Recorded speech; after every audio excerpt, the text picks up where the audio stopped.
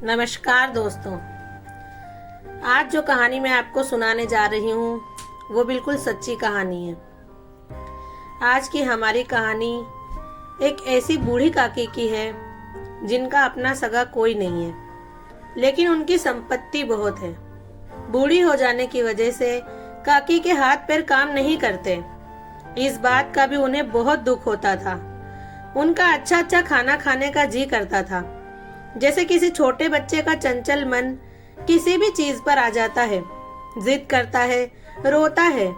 किसी को कुछ भी खाता देख उसी चीज को खाने की लालच करता है। ठीक वैसी ही बूढ़ी काकी की आदतें भी हो गई थी। बुढ़ापा ज्यादातर बचपन का पुनरागमन हुआ करता है। बूढ़ी काकी में जीभ के स्वाद के सिवा न और कोई चेष्टा बाकी थी। अगर उन्हें कोई तकलीफ होती थी या कोई कष्ट होता था तो उसे जाहिर करने के लिए वो रोने के अलावा और कुछ नहीं कर सकती थी। शरीर के सारे अंग, हाथ और पैर जवाब दे चुके थे। जमीन पर पड़ी रहती और घर वाले अगर उनकी इच्छा के अनुसार कोई बात ना करते, खाने का समय टल जाता या खाना कम दिया जाता अथवा बाजार से कोई वस्तु आती और उन्हें न मिलती तो वो रोने लगती थीं। और उनका रोना सिसकना साधारण नहीं था, वो गला फाड़ फाड़ कर रोती थीं। दोस्तों, जैसे कि मैंने ऊपर बताया है कि जब इंसान वृद्धावस्था में पहुंचता है तब वो बच्चे जैसा हो जाता है। उसकी ज्यादातर हरकतें बच्चों की तरह हो जाती हैं। बच्चों की तरह जिद करना, बच्चों की तरह रोना। बूढ़ी काकी भी अब वैसी ही हो गई थी। उनके पति को स्वर्ग सिधारे बहुत वक्त हो चुका था। बेटे जवान हो होकर चल बसे थे। अब उनका एक भतीजे के सिवाय और कोई न था, जिसका नाम बुद्धिराम था। उसी भतीजे के नाम उन्होंने अपनी सारी संपत्ति लिख दी। बुद्धिराम ने सारी संपत्ति लिखते समय खूब लंबे चौड़े वादे किए, लेकिन वो सारे वादे केवल कूली डिपो के दलालों के दिखाए हुए बहाने जैसे थे। बूढ़ी काकी की उस संपत्ति की बरस की आमदनी कम न थी। उसके बावजूद भी बूढ़ी काकी को पेट भर खाना भी बहुत मुश्किल से मिलता था। बच्चों का बूढ़ों से स्वाभाविक तौर पर 36 का आंकड़ा होता ही है, और फिर जब माता पिता का ये रंग देखते तो वो बूढ़ी काकी को और सताया करते। कोई चुटकी काट कर भागता, कोई उन पर पानी कुल्ली कर देता। काकी चीख मार कर रोती, परंतु ये बात फैली हुई थी कि वो केवल खाने के लिए रोती हैं, इसलिए उनकी वेदना और रोने पर कोई ध्यान नहीं देता था। पूरे परिवार में यदि काकी से किसी का लगाव था तो वो बुद्धिराम की छोटी लड़की लाडली थी। लाडली अपने दोनों भाइयों के डर से अपने हिस्से की मिठाई ये चबेना बूढ़ी काकी के पास बैठकर खाया करती थी। यही उसकी सुरक्षित जगह थी। अगरचे काकी की शरण इसकी लालच की वजह से महंगी थी, फिर भी भाइयों की नाइंसाफी के मुकाबले में बहुत सस्ती थी। इस खुदगर्जी ने उन दोनों में हमदर्दी पैदा कर दी थी। रात का समय था। बुद्धिराम के द्वार पर शहनाई बज रही थी और गांव के बच्चों का झुंड आश्चर्यचकित आंखों से गाने का आनंद उठा रहा था। आज बुद्धिराम के बड़े लड़के सुखराम का तिलक आया है। ये उसी का उत्सव है। घर के अंदर औरतें गाना बजाना कर रही थीं और रूपा मेहमानों के लिए खाने के इंतजाम में व्यस्त थी। भट्टियों पर कड़ाह चढ़े हुए थे। एक में पूड़ियाँ कचौड़ियाँ निकल रही थी, एक बड़े पतीले में मसालेदार सब्जी पक रही थी। घी और मसाले की सुगंध चारों ओर फैली हुई थी। बूढ़ी काकी अपनी कोठरी में बैठी हुई थी। ये सुगंध उन्हें बेचैन कर रही थी। वो मन ही मन सोच रही थी, इतनी देर हो गई, कोई खाना लेकर नहीं आया। मालूम होता है सब लोग खाना खा चुके हैं। ये सोचकर उन्हें रोना आया, लेकिन अपशगुन के डर से वे रो न सकी। बूढ़ी काकी की कल्पना में पूड़ियों की तस्वीर नाचने लगी। खूब लाल लाल, फूली फूली, नरम नरम होगी। कचौड़ियों में अजवाइन और इलायची की महक आ रही होगी। एक पूड़ी मिलती तो जरा हाथ लेकर देखती, क्यों न चलकर कड़ाह के सामने ही बैठूं। इस प्रकार निर्णय करके बूढ़ी काकी उकड़ू बैठकर हाथों के बल सरकती हुई बड़ी कठिनाई से चौखट से उतरी और धीरे धीरे रेंगती हुई कड़ाह के पास आ बैठी। यहाँ आने पर उन्हें उतना ही धैर्य हुआ जितना भूखे कुत्ते को खाने वाले के सामने बैठने में होता है। बुद्धिराम की पत्नी रूपा उस समय कार्यभार से परेशान हो रही थी। कभी इस कमरे में जाती, कभी उस कमरे में, कभी कड़ाह के पास आती, कभी भंडार में जाती। बेचारी अकेले दौड़ते दौड़ते व्याकुल हो रही थी, झुंझलाती थी, कूढ़ती थी, लेकिन उसे अपना गुस्सा दिखाने का मौका नहीं मिल रहा था। इस अवस्था में उसने बूढ़ी काकी को कड़ाह के पास बैठे देखा तो जल उठी। गुस्सा न रुक सका। जिस तरह मेंढक केंचुए पर झपटता है, उसी तरह वो बूढ़ी काकी पर झपटी और उन्हें दोनों हाथों से झटक कर बोली, ऐसे पेट में आग लगे। पेट है या भाड़? कोठरी में बैठते हुए क्या दम घुटता था? अभी मेहमानों ने नहीं खाया, भगवान को भोग नहीं लगा, तब तक धैर्य न हो सका। बूढ़ी काकी ने सिर उठाया, न रोई न बोली, चुपचाप रेंगती हुई अपनी कोठरी में चली गई। खाना तैयार हो गया है, आंगन में पत्तलें पड़ गईं, मेहमान खाने लगे। बूढ़ी काकी अपनी कोठरी में जाकर पश्चाताप कर रही थी कि मैं कहाँ चली गई। उन्हें रूपा पर गुस्सा नहीं था, अपनी जल्दबाजी पर दुख था। सच ही तो है, जब तक मेहमान लोग खाना न खा लेंगे, घर वाले कैसे खाएंगे? मुझसे इतनी देर भी न रहा गया। अब जब तक कोई बुलाने न आएगा, न जाऊंगी। मन ही मन इसी प्रकार का विचार कर वो बुलावे का इंतजार करने लगी। वो मन को बहलाने के लिए लेट गई, धीरे धीरे गीत गुनगुनाने लगी। उन्हें मालूम हुआ कि मुझे गाते देर हो गई। क्या इतनी देर तक लोग भोजन कर रहे होंगे? किसी की आवाज नहीं सुनाई देती। अवश्य ही लोग खा पीकर चले गए। मुझे कोई बुलाने नहीं आया। रूपा चिढ़ गई है, क्या जाने ना बुलाए। बूढ़ी काकी चलने के लिए तैयार हुई। ये विश्वास है कि 1 मिनट में पूड़ियाँ और मसालेदार सब्जियां सामने आएंगी। उनकी स्वादेंद्रियां गुदगुदाने लगी। उन्होंने मन में तरह तरह के मंसूबे बांधे। पहले सब्जी से पूड़ियाँ खाऊंगी, फिर दही और शक्कर से, कचौड़ियाँ रायते के साथ मजेदार मालूम होंगी। चाहे कोई बुरा माने चाहे भला, मैं तो मांग मांग कर खाऊंगी। यही न लोग कहेंगे कि इन्हें विचार नहीं। कहाँ करें? इतने दिन के बाद पूड़ियाँ मिल रही हैं तो मुंह झूठा करके थोड़ी उठ जाऊंगी। वो उकड़ू बैठकर हाथों के बल सरकती हुई आंगन में आई, लेकिन हाय दुर्भाग्य, मेहमान मंडली अभी बैठी हुई थी। कोई खाकर उंगलियां चाटता था, कोई तिरछी नजरों से देखता था कि और लोग अभी खा रहे हैं या नहीं।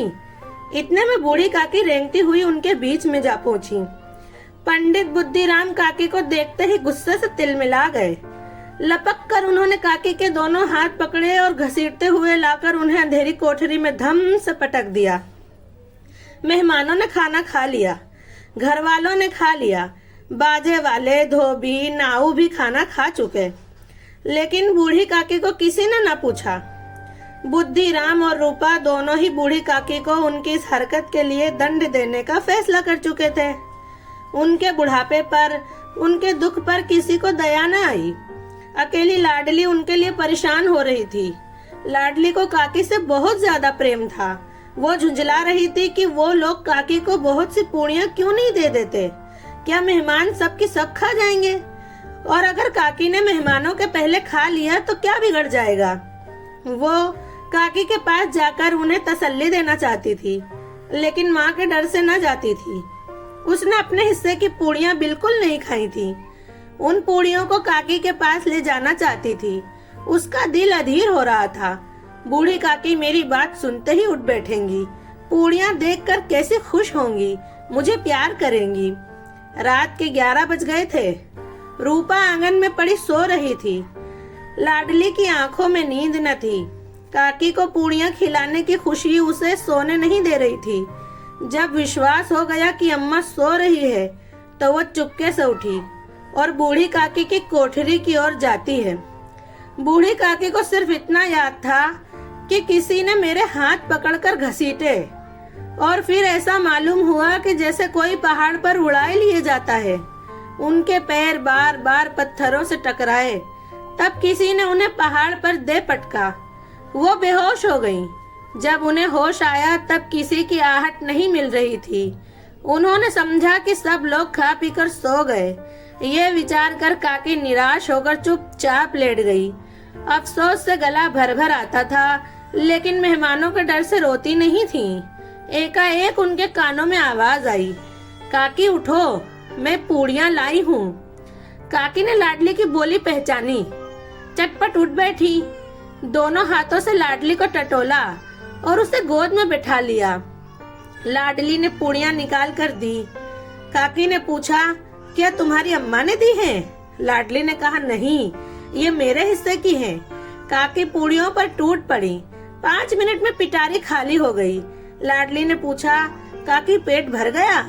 जैसे थोड़ी सी बारिश होकर ठंडी जगह पर गर्मी पैदा कर देती है, उसी तरह इन थोड़ी पूड़ियों ने काकी की भूख और इच्छा को और बढ़ा दिया था।